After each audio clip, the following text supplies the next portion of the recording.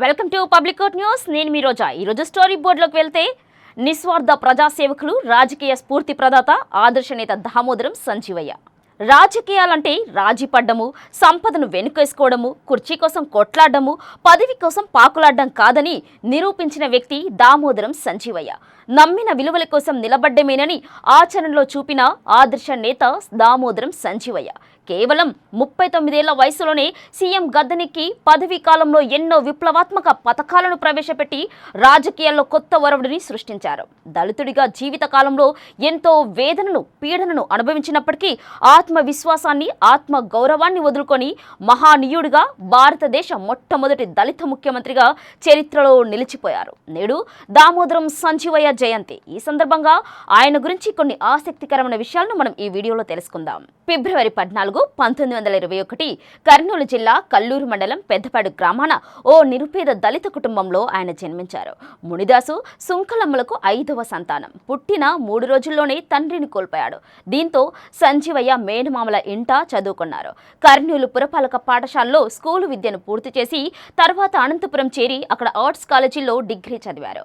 ఆ తర్వాత కర్నూలు జిల్లా పౌర సరఫరాల శాఖలో క్లర్క్గా ఉద్యోగాన్ని చేశారు. ఆ తర్వాత బళ్ళారిలో పౌర సరఫరాల శాఖలో ఇన్స్పెక్టర్గా పనిచేశారు. ఉద్యోగం చేస్తున్నప్పటికీ పై చదువులు చదవాలనే కోరిక తనలో ఉండేది. బళ్ళారిలో పరిచయమైన ఒక న్యాయమూర్తి సంజీవయ్య ప్రతిభను, ఆరాటాన్ని గమనించి మద్రాసు వెళ్లి లా చదువుకొని ప్రోత్సహించారు. దీంతో సంజీవయ్య ఉద్యోగం మానేసి మద్రాసు చేరి లా కోర్సులో జాయిన్ అయ్యారు. ఇక జీవనోపాధి కోసం ఇంటింటికి వెళ్లి విద్యార్థులకు ట్యూషన్లు చెప్పుకుంటూ బ్రతికారు. ఆ తర్వాత మద్రాస్ లా కాలేజ్ నుండి లాయర్ డిగ్రీ పొందారు. సంజీవయ్య స్నేహితులు ఎందరో పలుమార్లు ఆయన గురించి చెప్పారు. అవి వింటే ప్రతి ఒక్కరి గుండె తడవాల్సిందే.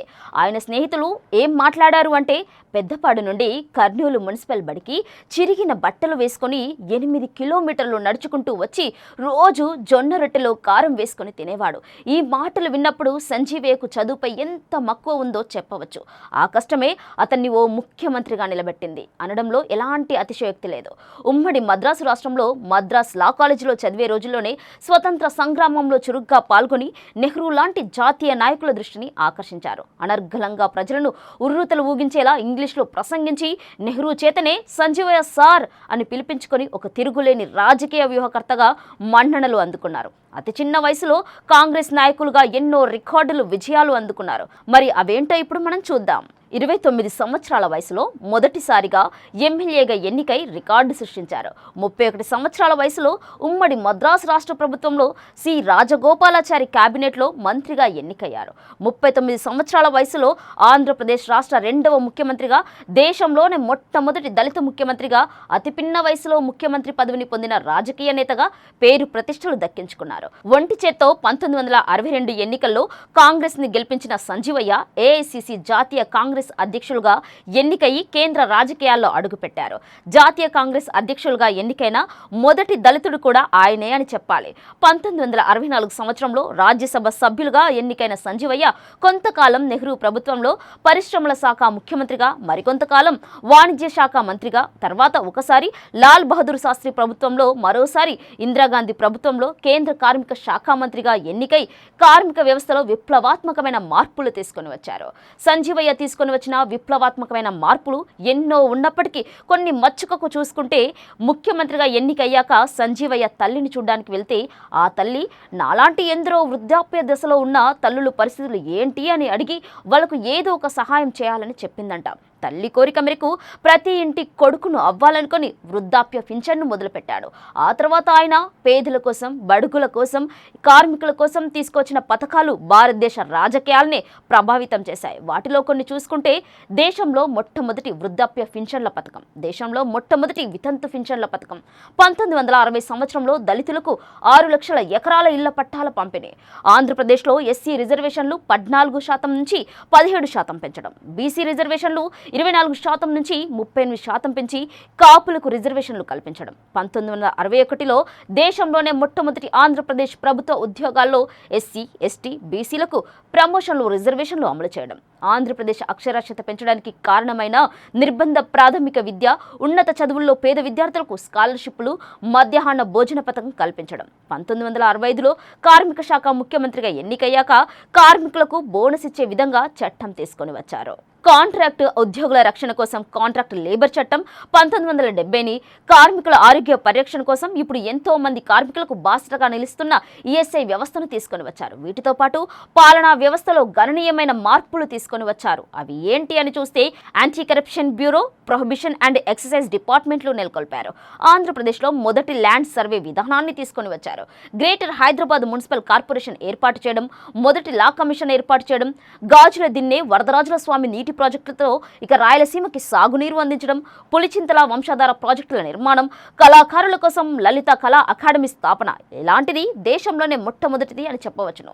ఇక తెలుగుని రాష్ట్ర అధికారిక భాషగా ప్రకటించడం, ఉర్దూని రెండవ అధికార భాషగా ప్రకటించడం చేశారు. ఆ చంద్రుడిలో మచ్చను చూసినట్లే కొందరు సంజీవయ్య వ్యక్తిత్వాన్ని, నిజాయితీని శంకించిన వారు లేకపోలేదు. 1959లో సంజీవయ్యపై కొందరు కాంగ్రెస్ నేతలు అవినీతి పేరుతో ప్రధాని నెహ్రూకు ఫిర్యాదు చేశారు. దీంతో నెహ్రూ ఢిల్లీ నుంచి ఒక ప్రతినిధిని సంజీవయ్య ఇంటికి పంపారు. పెద్దపాడులోని సంజీవయ్య పాత పూరింటికి వెళ్లిన ఆ ఢిల్లీ నాయకుడికి అక్కడ కట్టెల పొయ్యి మీద పొగ ఊదుతూ అన్నం వండుతున్న సంజీవయ్య తల్లి కనిపించింది. ఆ ఇంటిలో వాతావరణం గురించి ఢిల్లీ వెళ్ళాక సదరు నేత నెహ్రూకి చెప్పారు. ఆ తర్వాత నెహ్రూ ఇంకెప్పుడు సంజీవయ్యను శంకించలేదు. రాజకీయంగా అంతటి ఉన్నత పదవులు అనుభవించినప్పటికీ నిరాడంబర జీవితాన్ని గడిపారు. పెళ్లి చేసుకున్నప్పటికీ భార్య కృష్ణవేణమ్మను ఒప్పించి పిల్లలు వద్దు అని దేశం కోసం జీవించాలి అనుకున్నాడు. పిల్లలు ఉంటే వాళ్ల కోసం సంపద పోగు చేసే ఆలోచన వస్తుందనుకొని నిస్వార్థంగా దేశానికి సేవలు అందించాడు. తన జీవితకాలంలో అతి తక్కువ సమయంలో అనేక బాధ్యతలు సమర్థవంతంగా, నిజాయితీగా నిర్వహించిన దామోదరం సంజీవయ్య 1967లో ఓ ఘోరమైన రోడ్డు ప్రమాదానికి గురయ్యారు. తరువాత క్రమంలో తీవ్ర అనారోగ్యానికి గురై మే నెలలో 1972న ఆయన తుది శ్వాస విడిచారు. చనిపోయే సమయానికి ఆయన ఆస్తులు తెలిస్తే ప్రతి ఒక్కరూ ముక్కున వేలేసుకోవాల్సిందే. పెదపాడు గ్రామంలో ఒక రేకుల కప్పు ఇల్లు, తన హాఫ్ చేతిలో కోటు పెట్టుకోవడానికి ఒక రేకు పెట్టే, ఇక భోజనం చేయడానికి ఒక ఇత్తడి పాత్ర, కొన్ని పుస్తకాలు, ఇవే సంజీవయ్య ఆస్తులు. దామోదరం సంజీవయ్య జ్ఞాపకార్థం కర్నూలు జిల్లాలోని గాజుల దిన్నె ప్రాజెక్టుకు సంజీవయ్య సాగర్గా ఇక నామకరణం చేశారు. ఆయన స్వగ్రామం పెద్దపాడులో ఆయన పేరిట ఒక బాలికల వసతి గృహాన్ని ఏపీ ప్రభుత్వం ఏర్పాటు చేసింది. అలాగే ఆ గ్రామంలోని సంజీవయ్య ఇంటిని బాగు చేసి స్మారకంగా మార్చారు.